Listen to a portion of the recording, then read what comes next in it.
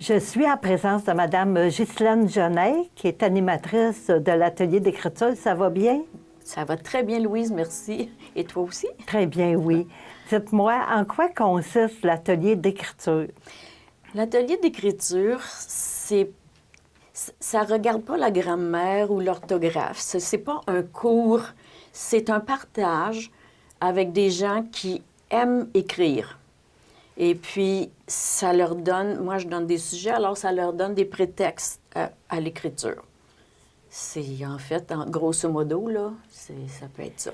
Est-ce que vous faites des ateliers de grammaire un peu? Ou, Non, bien, à l'occasion, là, comme par exemple sur la ponctuation, ben, on se rafraîchit la mémoire ou des fois des règles de grammaire qu'on a vraiment complètement oubliées, comme par exemple le mot « saint », qui est, quand on nomme le saint, le personnage, ça prend pas, le saint ne prend pas de majuscule. C'est une minuscule. Mais quand c'est le nom d'une paroisse ou de quelque chose, là, d'un magasin, là, oui, saint prend une majuscule. C'est assez spécial. Oui. Quel genre d'écrit vous proposez aux personnes qui assistent à votre atelier? Bien, d'abord, il y en a 10 ateliers durant une session. Et chaque atelier a son thème. Autant que possible, je donne des fois, on fait des exercices sur place durant l'atelier, des petits courts paragraphes là, qu'on va écrire comme ça pour s'habituer à penser rapidement. Mais en général, je donne des devoirs, mais ils ne sont pas obligés de les suivre. Mais les devoirs sont toujours...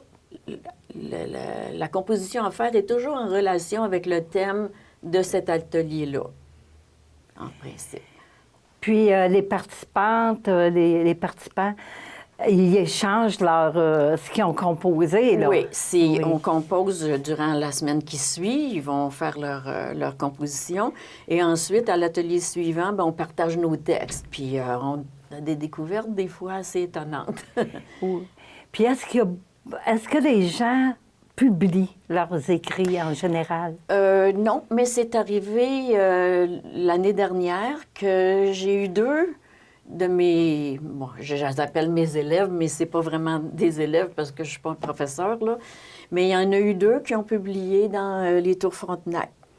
Ah, j'avais vu ça dans le petit journal des Tours, hein, des personnes qui écrivent très bien. Oui, je leur propose, et puis si ça donne, s'ils sont bien libres, là, je ne veux pas les forcer, mais celles qui sont intéressées à le faire, là, sont très bienvenues. À quel endroit vous tenez l'activité, puis c'est quel jour habituellement? Ça se passe les mardis, à 13h30. On se réunit à la cuisine communautaire parce qu'on est autour d'une table comme ça, puis ça fait plus convivial. On dirait que ça nous rapproche, parce qu'on avait commencé au départ dans le salon vert, mais une table comme ça, dans le grand salon vert, c'était comme un petit peu, on se sentait perdu là-dedans, puis on nous a proposé d'aller à la cuisine, puis tout le monde a aimé ça. À qui on s'adresse pour une personne qui serait intéressée à participer? Bien, ça serait, il va y avoir il y a toujours une journée de description qui est mentionnée sur les babillards. Mais en général, on peut s'adresser aussi, si on n'a pas vu la date de la journée d'inscription, on peut s'adresser à la gestion. Il y a Maude qui pourrait informer les gens à ce sujet-là. D'accord, bien, c'est un rendez-vous.